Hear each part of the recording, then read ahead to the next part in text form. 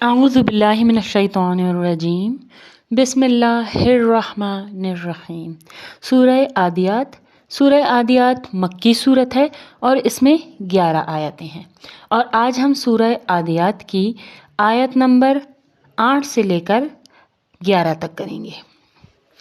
بسم اللہ الرحمن الرحیم، شروع اللہ کے نام سے جو بڑا رحم فرمانے والا، جو بڑا مہربان اور نہایت رحم فرمانے والا ہے۔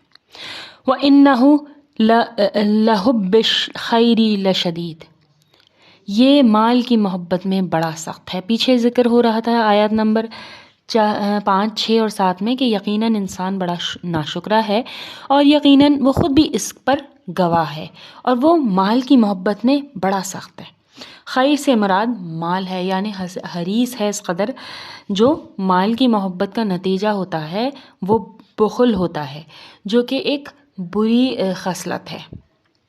افلا یعلم اذا بعثر ما فی القبور، کیا اسے وہ وقت معلوم نہیں جب قبروں میں جو کچھ ہے نکال لیا جائے گا، یعنی قبروں کے مردوں کو زندہ کر کے اٹھا کھڑا کر دیا جائے گا۔ یہ سوالیہ انداز در حقیقت طنز کی صورت میں ہے۔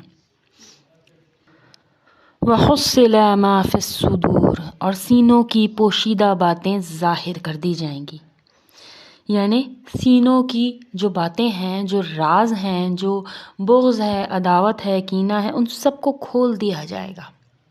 إِنَّ رَبَّهُمْ بِهِمْ يَوْمَئِذٍ لَخَبِيرٌ، بے شک ان کا رب اس دن کے حال سے پورا باخبر ہوگا، یعنی جو رب ان کی قبروں سے ان کو نکال لے گا، ان کے سینے کے رازوں کو ظاہر کر دے گا، ان کی نیتوں کو ظاہر کر دے گا، وہ ہر شخص کے متعلق، جو ہر چیز کے متعلق جان سکتا ہے، وہ کتنا باخبر ہوگا، اور اس سے کوئی چیز مخفی یعنی چھپی ہوئی نہیں رہ سکتی۔